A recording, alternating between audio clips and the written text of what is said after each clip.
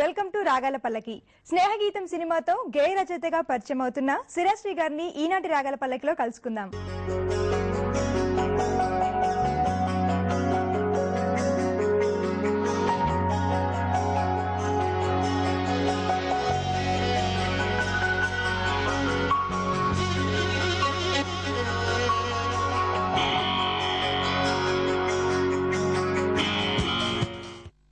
శిరాశ్రీ గారు నమస్తే అండి. వెల్కమ్ టు రాగాల పల్లకి. ఫస్ట్ ఆఫ్ ఆల్ మీరు మొదటిసారిగా పాటలు రాసిన స్నేహగీతం సినిమా ఆడియో రిలీజ్ అయ్యి సక్సెస్ సాధించినందుకు హార్ట్లీ కంగ్రాట్స్. సో శిరాశ్రీ గారు పేరు వినగానే చాలా డిఫరెంట్ గా అనిపించింది. సో ఆ పేరుకున్న అంతరార్థం అండ్ దాని ప్రత్యేకత ఏంటండి? శిరాశ్రీ అనేది నా కలం పేరు అండి. ఓకే. నా అసలు పేరు సి రామ్ శ్రీకాంత్. శ్రీరామ్ శ్రీకాంత్. సి అనేది నా ఇనిషియల్. సి రామ్ శ్రీకాంత్. దాని యొక్క అబ్రివేటెడ్ ఫామే శిరాశ్రీ అనమాట. నేను కాలేజీలో ఉన్నప్పుడు సి నారాయణ రెడ్డి గారి కవితలు అవి చెప్తుండేవాడిని. అది వింటూ మా ఫ్రెండ్స్ సరదాగా సి నారాయణ రెడ్డి సినారి అయినట్టుగా శ్రీరామ్ శ్రీకాంత్ శిరాశ్రీ అనేవాడు నన్ను. సరే, అది అయిన తర్వాత నేను ఇది మార్కెటింగ్ అది చేసి, అంటే నేను యాక్చువల్గా నేను ఎంబీఏ మార్కెటింగ్ స్టూడెంట్ అండి. నేను ఆంధ్ర యూనివర్సిటీలో అది చేసి ఇక్కడికి వచ్చి నేను కొన్ని జాబ్స్ అవి చేసుకున్న తర్వాత ఒక వెబ్సైట్లో నాకు ఇది సినిమా రివ్యూలు రాసే అవకాశం వచ్చింది. అది ఒక పెన్ నేమ్తో రాద్దాం అనుకుని ఇది శిరాశ్రీ అనే పేరే పెట్టుకున్నాను దానికి. ఫ్రెండ్స్ కామెడీ ఊరికనే పెట్టిన పేరు అలా నాకు అది వచ్చింది. ప్లస్ ఇప్పుడు అందరూ కూడా ఇప్పుడు శిరాశ్రీ అని పిలుస్తున్నారు. నన్ను నా ఒరిజినల్ పేరుతో పిలిచినా కూడా నేను ఇప్పుడు పలికే పరిస్థితిలో నేను ఇప్పుడు. సో అదనమాట పేరు ప్రత్యేకత. అవునండి. అండ్ ఫస్ట్ మూవీ స్నేహగీతం, ఈ ఛాన్స్ ఎలా వచ్చిందండి? స్నేహగీతం సినిమా యాక్చువల్గా నేను ముందర ఎంబీఏ అయిన తర్వాత హైదరాబాద్ 2001లో వచ్చానండి. నేను వచ్చినప్పటి నుంచి నాకు ఫస్ట్ నుంచి కూడా సినిమాకి పాటలు రాద్దాం అనేటువంటి సరదా ఉండేది బాగా. అసలు నా గోల్ కూడా అప్పట్లో నాకు అదే ఉండేది. అయితే వెంటనే నాకు ఇది సినిమా అవకాశాలు రాలేదు. Although I tried. ముందర కొన్ని ప్రైవేట్ ఆల్బమ్స్, కొన్ని డివోషనల్ ఆల్బమ్స్, కొన్ని పేట్రియాటిక్ ఆల్బమ్స్ రాసే అవకాశాలు వచ్చినాయి.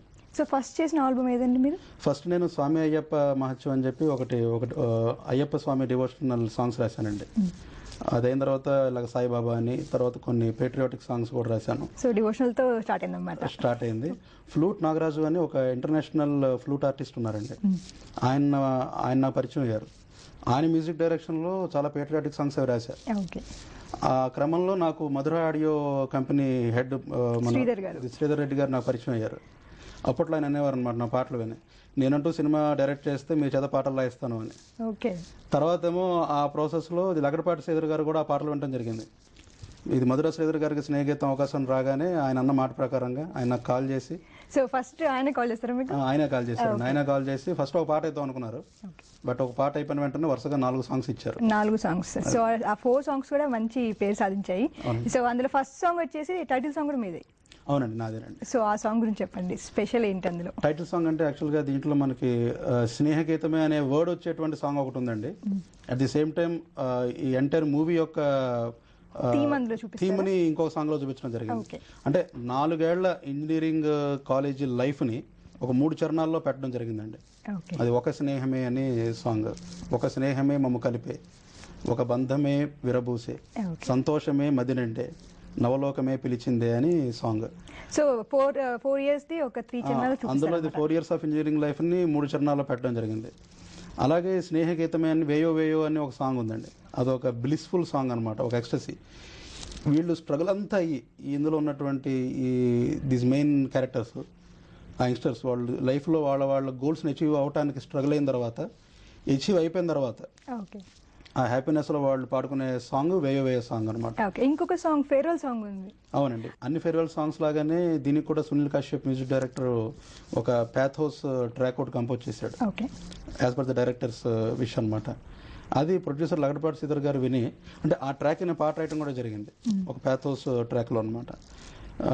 ఫేర్వెల్ సాంగ్ ఇలాగే ఎందుకు ఉండాలి, చేంజ్ చేద్దాం. అది మనది 4 years ఆఫ్ కాలేజ్ లైఫ్ అయిన తర్వాత అందరూ కూడా ఇది విడిపోవటం అనేటువంటిది ఇది కొంచెం బాధాకరమైన విషయమే. బట్ దాంట్లో కూడా ఒక ఆప్టిమిజం, ఒక ఆశావాద దృక్పథం, అటువంటివన్నీ కూడా పెట్టి ఒక సాంగ్ పెడితే బాగుంటుంది, ఒక యాక్టివ్ మోడ్ లో పెడితే బాగుంటుంది అని అది మళ్ళీ రీట్యూన్ చేయించారు. సునీల్ కశ్యప్ గారు మొత్తం ఆ సాంగ్ ని మళ్ళీ అగైన్ కొత్త ట్రాక్ ఇచ్చారు. దానికి నేను మళ్ళీ కొత్త లిరిక్స్ రాయడం జరిగింది అనమాట. ఎంతో ఎంతెంతో ఉత్సాహం మాకెంతో ఎగిసింది మాలో తుళ్ళింతాయి అనేటువంటి లీడ్తో మొదలయ్యి దాంట్లోనే మళ్ళీ చెప్పుకొచ్చాం. చెలిమన్నది చెరగదురా, చింతన్నది ఎందుకురా, చేతుల్నే కలిపైరా, చిందుల్నే వేసేయిరా, విడిపోయే వేదిక కాదిది, వేడుక చేసేరా. Farewell farewell farewell party, enjoy this day, come on conquer every mighty thing that comes on your way అని చెప్పి ఒక ఆప్టమిస్టిక్ టోన్ లో రాసిన సాంగ్ అండి అది. సో ఈ 4 పాటల్లో మీరు రాసిన ఫస్ట్ పాట ఏదండి? ఈ 4 songs లో నేను రాసిన ఫస్ట్ సాంగ్ ఇది అదేనండి, మన 4 years ఆఫ్ ఇంజనీరింగ్ లైఫ్ ని 3 చరణాలు పెట్టే పాట, అది ఒక స్నేహమే అని. ఒక స్నేహమే మము కలిపే, ఒక బంధమే విరబూసే, సంతోషమే మరి నిండే, నవలోకమే పిలిచిందే. ఏవో ఏవో ఏవేవో ఎదలో కదిలే కదలేవో, ఏవో ఏవో ఏవేవో ఎదురై నిలిచే కలలేవో. ఆ పాట అదేంటంటే సాధారణంగా మనం అనుకుంటూ ఉంటామండి, మ్యూజిక్ డైరెక్టర్ ఏమో ఇది ట్యూన్ ఇస్తాడు, పక్కనే లిరిసిస్ట్ కూర్చుంటాడు, ఇంకో పక్కనేమో డైరెక్టర్ కూర్చుంటారు. ఆ డైరెక్టర్ ఏమో సిచ్యువేషన్ ఎక్స్ప్లెయిన్ చేస్తే లిరిసిస్ట్గా ఆ ట్రాక్ తగ్గట్టుగా అక్కడికక్కడ రాయటం, పొద్దున్నే సాయం దాకా కూర్చొని మొత్తానికి ఈవినింగ్ అది ఫైనలైజ్ చేయటం, ఇలా మనం జనరల్గా అనుకుంటూ ఉంటాం ఇది మ్యూజిక్ సిట్టింగ్స్ అంటే. బట్ ఇప్పుడు అంతా మారిపోయిందండి. ఇప్పుడు because of technology, Sunil Kashyap నాకు ట్యూన్ ఆయన మొత్తం కంపోజ్ చేసి అది నాకు మెయిల్లో పంపేవారు. ఓకే. ఆ ట్యూన్ నేను విని నేను ఒక సీడీ కట్ చేసుకునేవాడిని. కట్ చేసుకుని అది నేను కార్లో పెట్టుకుని ప్లే చేసుకుంటూ అలా తిరిగేవాడిని. అలాగే నా కార్లో కూర్చొని రాస్తుండేవాడిని పాటని. అది మనకి ఆ డైరెక్టర్ గారు చెప్పే ఆ సిచ్యువేషన్ తగ్గట్టుగా అది మొత్తం సాంగ్ అయిపోయిన తర్వాత డైరెక్టర్ గారికి మళ్ళీ నేను ఎక్స్ప్లెయిన్ చేసేవాడిని ఆ పాట మొత్తం అంతా ఇది ఫోన్లోనే పాడి వినిపించి. ఆయన అది బాగుందనేవారు. అయితే ఈ డైరెక్టర్ గారికి చెప్పే ముందు నేను ఒక వ్యక్తికి చెప్పేవాడిని అండి. ఎవరికండి? మా వైఫ్ అండి. ఓకే. సో ఫస్ట్ మీరు పాట రాయగానే మీ wife she is my first judge అనమాట అండి. బికాజ్ ఎందుకంటే ఒక కామన్ ఆడియన్స్ కి ప్రత్యేకతను పూర్తిగా అన్ని పదాలు అర్థమయ్యేలాగా ఉండి కరెక్ట్ గా వెళ్తేనే బాగుంది ఉంటుంది. ఎందుకంటే సినిమా పాటకు కావాల్సిన లక్షణం అదే, అన్ని పదాలు అర్థం కావాలి అండ్ పాట చాలా సింపుల్ గా ఉండాలి అండ్ ఏమైనా హిట్టింగ్ గా ఉండాలి.